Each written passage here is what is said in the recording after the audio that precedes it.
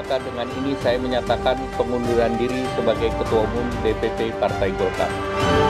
Urusan Pak Erlangga itu urusan internal partai.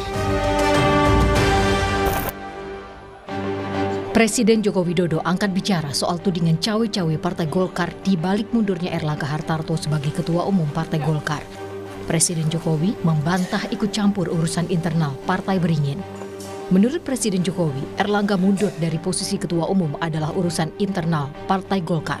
Urusan Pak Erlangga itu urusan internal partai. Di partai itu ada proses, ada mekanisme. Silahkan ditanyakan kepada Golkar, kepada Pak Erlangga. Ini di sini juga ada Golkar, Pak Dito, tanyakan. Jangan saya mencampuri internal partai. Nggak bisa. Penilaian orang ketika mengaitkan Bapak misalnya mendesak Pak Erlangga untuk keluar, ada cawe-cawe itu Golkar, Bapak bantah ya Pak ya? Bapak seperti apa? Tidak ada. Senada dilontarkan Ketua Dewan Pembina Badan Pemenangan Pemilu atau Bapilu DPP Partai Golkar Idrus Marham. Dia yakin tidak ada cawe-cawe Jokowi atau lingkaran dekatnya di istana. Tapi Idrus menyebut Golkar akan menyambut baik jika Presiden Jokowi dan Gibran Rakabuming Raka bergabung dengan Partai Golkar. Jadi Bang Idrus tidak ada cawe-cawe istana dalam proses pengunduran diri Pak Erlangga? Saya punya keyakinan tidak ada dan tidak ada alasan untuk itu. Karena Pak Jokowi butuh partai untuk Karena itu kan pemikiran kita. Pak Jokowi mantan presiden dan punya legacy. Mana kalau misalkan Pak Jokowi mau masuk Golkar, itu alhamdulillah dong, barokah dong. Mantan presiden 2 periode. Kemudian kalau misalkan Mas Gibran mau masuk Golkar, ya barokah lagi, alhamdulillah. Kenapa? Masalahnya karena yang jadi masalah supaya ada proses-proses, ada etika misalkan. Kalau misalkan masih di PDIP, itu selesai di sana baru ke Golkar. Jangan terkesan kita yang mengoyo-oyo. Suara tak senada dilontarkan Direktur Eksekutif Amnesty International Indonesia Usman Hamid. Dia menduga mundurnya Erlangga dari Ketua Umum Golkar ada intervensi karena dinilai tak sejalan dengan Presiden Joko Widodo. Usman curiga penggunaan penegak hukum sebagai senjata untuk membidik lawan politik. Ya, sangat kuat dugaan bahwa menjelang pilkada dan juga sepanjang pemerintahan Jokowi, hukum selalu digunakan sebagai senjata untuk melemahkan oposisi. Baik itu oposisi dari kalangan partai politik maupun dari kalangan di luar partai politik. Kasus Erlangga Hartarto hanyalah satu kasus yang terakhir di antara sekian kasus-kasus intervensi partai melalui hukum yang digunakan sebagai senjata oleh pemerintahan Jokowi. Dan saya kira ini semakin memundurkan demokrasi di Indonesia. Presiden Jokowi dan lingkaran elit Golkar memang menolak ada cawe-cawe di balik mundurnya Erlangga yang telah membawa Golkar di urutan 2 dalam pemilu 2024. Tapi yang pasti, tentu butuh angin yang sangat kencang untuk menggoyang pohon sekelas beringin. Tim Liputan Kompas TV.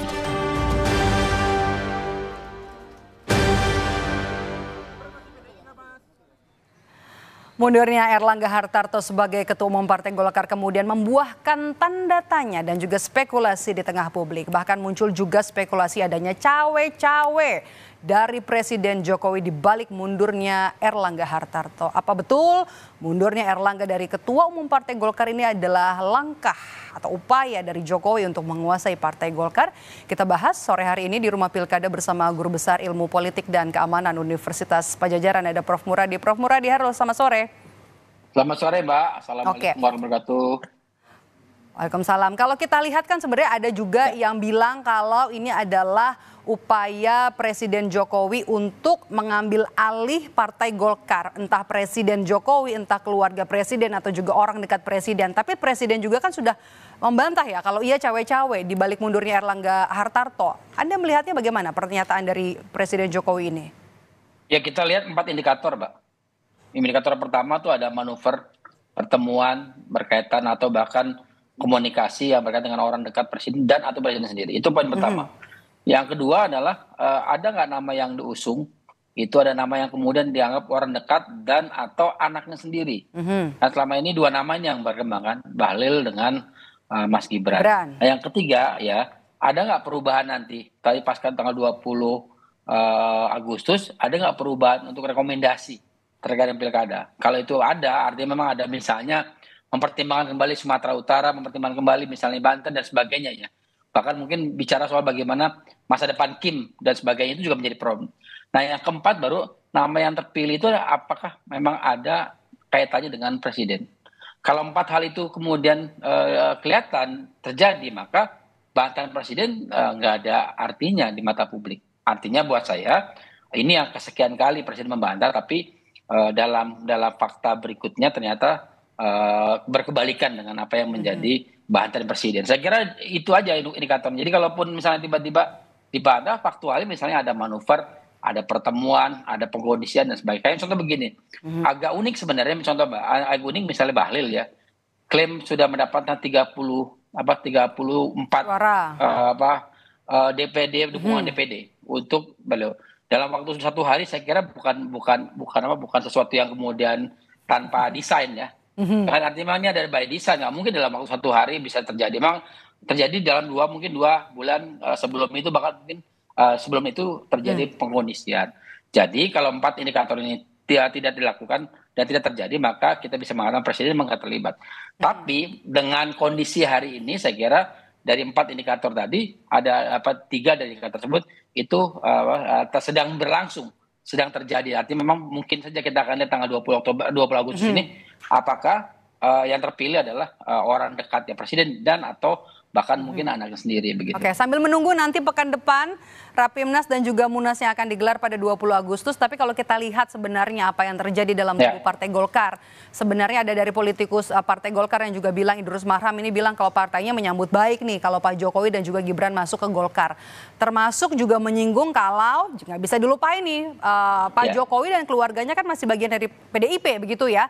Apa yang bisa Anda lihat dari pernyataan Idrus kalau misalnya memang benar Pak Jokowi dan juga Gibran ini nanti akan masuk ke Partai Golkar? Apakah Anda melihat ada konflik internal di Partai Golkar?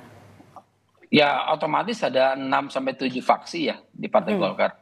Dan saya kira ketika Pak Erlangga mundur ada kegalauan, ada perdebatan yang agak serius, makanya kemudian terjadi rapat pimpinan 2 hari yang lalu. Jadi kalau saya melihatnya, kalau memang betul Pak Jokowi dan Mas Gibran dan atau keluarganya mau masuk Golkar, nunggu aja nanti pas Munas Desember harusnya.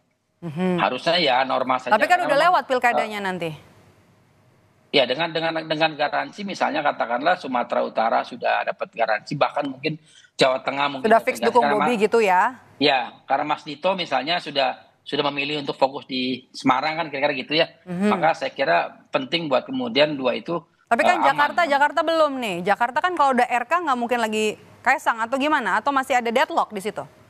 Nah di Jakarta kalau memang terjadi Pak Jokowi terlibat, katakanlah ada Mbak Mas Kaisang di situ, saya kira juga problem baru. Kenapa? Karena kondisinya kan berharap Mas Kaisang ini kan polanya kan ada 2. Pertama misalnya dia nomor 1, kemudian dia nomor 2-nya Kang Emil gitu. Atau nomor 1-nya Kang Emil, nanti dia jadi menteri dan sebagainya. Tapi buat saya langkah-langkah seperti itu terlalu vulgar.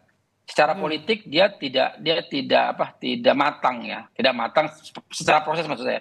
Artinya kalaupun misalnya kemudian dilakukan dengan garansi 2 provinsi itu bisa didukung oleh Partai Golkar dan mungkin koalisi di Kim, saya kira sudah cukup harusnya. Tidak lagi kemudian misalnya melakukan langkah-langkah politik yang harusnya ya koalisi di Kim ya, tapi di Jakarta kayak masih susah nih Prof ya. Di Jakarta kalau yang sampai hari ini masih question mark kan masih dengan PKS, kemudian Nasdem dan juga PD Perjuangan. 3 ini yang saya kira belum. Kalau PKB kan kemarin sudah dikatakan akan berkoalisi dengan Gerindra di 3 provinsi. Jadi kalau buat saya, kalaupun misalnya kemudian ini terjadi dan ternyata misalnya nanti di Munaslup 20 Agustus nanti, maka yang terpilih adalah orang dekatnya presiden dan atau bahkan anaknya yang terpilih, maka saya kira ini jadi satu ada cawe-cawe ya luar biasa. Artinya bantahan presiden itu jadi kemudian dibantah sendiri dengan situasi politik yang berkembang begitu, Mbak. Anda melihat posisi Erlangga ini sudah digoyang sejak lama begitu? Karena kan sebenarnya isu untuk pengambil alihan ketua umum Partai Golkar bukan hal yang baru ya? Ya kan kalau kalkulasi politik kan simpel, Mbak. Dari beberapa calon yang kemudian muncul, Ada misalnya ada Bamsud, kemudian juga ada nama yang lain ya. Tapi kan kemudian yang relatif bisa kemudian diajak diskusi dengan Presiden kan mungkin Pak Airlangga. Mungkin juga ada dua kemungkinan. Pertama sama-sama alumni Jogja ya. Yang kedua karena memang dianggap lebih santun, lebih biasa, lebih santai gitu orangnya. Nah tapi itu kan bukan jadi parameter. Justru parameter yang berikutnya adalah dugaan banyak pihak mungkin juga adalah bahwa posisi Pak Airlangga juga tersandra dalam beberapa kasus. Itu yang saya kira menjadi problem sendiri, makanya mudah buat Pak Airlangga untuk kemudian di bahasa saya dikendalikan ya untuk kemudian menjalankan agenda-agenda politik yang memang diinginkan oleh istana begitu. Oke, kalau kita bahas soal PLT sekarang ya, terpilihnya Agus Gumiwang Kartasasmita ini jadi PLT Ketum kemudian bisa memudahkan jalan Jokowi dan juga jalan seorang Gibran Rakabuming Raka nanti untuk bisa masuk ke dalam Partai Golkar. Anda lihat seperti itu? Kalau hanya sekedar masuk kan nggak ada masalah. Problemnya adalah itu ingin menguasai kepemimpinan di Golkar. Itu poin penting sebenarnya. Dua hal yang berbeda ini. Kalau saya kira kalau masuk saja sih nggak ada masalah. Artinya memang secara prinsipil Pak Jokowi sudah dekat dengan elit politik yang ada di Golkar. Nah problemnya beliau mungkin mau lebih, mungkin ingin jadi ketua, mungkin juga jadi Dewan Bina dan sebagainya. Tapi kan itu kan situasi yang sebenarnya dinamis. Artinya buat saya semua kembali ke internal Golkar. Dari 7 faksi yang ada di Golkar itu apakah clear atau enggak? Clear artinya gini, clear untuk menjaga marwah partai. Artinya kalaupun misalnya saya sih berharap misalnya Munasnya Munas biasa ya. Kemudian Pak Jokowi masuk, katakanlah kemudian diterima, beliau mungkin karena beliau mantan presiden 2 periode bisa jadi ketua Dewan Pembina mungkin misalnya ketua Dewan Penasihat. Tapi kan nggak ada urgensinya kalau begitu ya Prof. Kalau cuma masuk doang. Jadi anggota partai. Poin penting buat Pak Jokowi adalah mengawal anak-anaknya, Mbak. Bukan Pak Jokowinya. Pak Jokowi sudah selesai. Sudah selesai dalam artian beliau karirnya sudah selesai, sudah mentok nih. Wali kota, kemudian gubernur dan juga presiden. Jadi kalaupun sekarang beliau ikut di Golkar semata-mata untuk menjaga garis tangan politik anak-anaknya. Saya kira itu juga menjadi salah satu poin penting kenapa beliau kalau dianggap misalnya cawe-cawe itu semata-mata untuk kepentingan itu. Gitu. Oke, kalau gitu setelah terpilih sebagai PLT Ketua Umum, apakah kemudian jalan Agus Gumiwang untuk jadi Ketua Umum akan mulus meskipun sebenarnya sudah semalam itu sudah menyatakan bahwa tidak akan maju atau akan ada sosok lain yang akan menjadi Ketua Umum Golkar, Bahlil Lahadalia yang kuat? Ya kalau melihat pola yang dilakukan manuver Pak Bahlil ya, bukan secara prinsipil dia sudah kondisikan mungkin 3-6 bulan yang lalu. Bahkan mungkin dugaan saya setelah pemilu Februari 2024 yang lalu. Dia melakukan itu karena ternyata dalam hitungan jam, bahkan saya nggak nyampe 24 jam, itu diklaim ada 34 DPD yang kemudian mendukung beliau. Artinya apa? Artinya memang ini sudah dalam kondisi by design. Nah pertanyaan berikutnya, by design oleh memang apakah Bahlil yang kemudian menggunakan ini sebagai kepentingan dia pribadi ya, untuk memudahkan dia mengendalikan Golkar, atau memang dia adalah desain dalam konteks subordinat dari kekuatan besar. Ini yang saya kira perlu kemudian kita dalami. Apa artinya Mbak? Lihat indikatornya Mbak. Indikatornya paling simpel menurut saya, fokusnya pada itu aja. Kalau buat saya ketika pengen AGK ngomong begitu memang ada ruang baru yang kemudian coba berupaya untuk kemudian diisi. Nah siapa yang kemudian ruang itu? Biasaan di partai di Indonesia ya. Itu di Indonesia bukan cuma Partai Golkar. Orang yang kemudian dijagokan tidak muncul. Selalu kayak gitu. Kemarin kan nggak kelihatan Bahlil ya.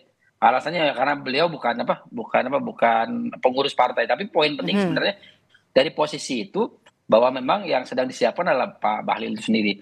Hanya saja kemudian kita akan lihat apakah Pak Bahlil cukup berani misalnya untuk bisa mendrive 7 faksi orang-orang kuat yang termasuk ada di Golkar untuk mengubah ADART juga kalau begitu ya. Kan tidak memenuhi syarat. Di Munaslup kan akan terjadi kalau itu terjadi. Kalau memang itu ternyata benar 34 itu clear ya, maka sudah lebih dari 50% plus 1 untuk mengubah ADRT. Dan nggak ada masalah di situ sebenarnya. Kalau betul ya, kan kita mau lihat bahwa memang posisi Pak Bahlil betul-betul memang disiapkan atau tidak. Kalau betul disiapkan, maka sebenarnya apa yang terjadi dengan perubahan ADRT memungkinkan sekali, bahkan lebih dari 2/3. Artinya apa? Artinya memang jalan mulus untuk Pak Bahlil. Paling tidak itu dalam konteks klaim yang bersangkutan ya. Tapi sekali lagi di Golkar itu kan dinamis ya. Ini kan partai tengah yang kadang-kadang ngelihat dinamika sedikit dia akan bergeser. Agak lain Jadi ya, karena sering dua kaki di pemerintahan ya. Betul. Jadi maksud saya bisa jadi misalnya begini. Saya merasa bahwa sudah aja Partai Golkar sementara oposisi untuk 2 bulan ke depan. Nanti masuk tanggal 21 sudah jadi bagian pemerintahan. Mungkin nggak? Mungkin banget gitu. Tinggal kemudian mau tidak Golkar kemudian mencoba 2 bulan itu gini loh Mbak. 2 bulan itu untuk melakukan konsultasi internal. Artinya apa? Secara prinsipil saya kira itu bukan waktu yang lama.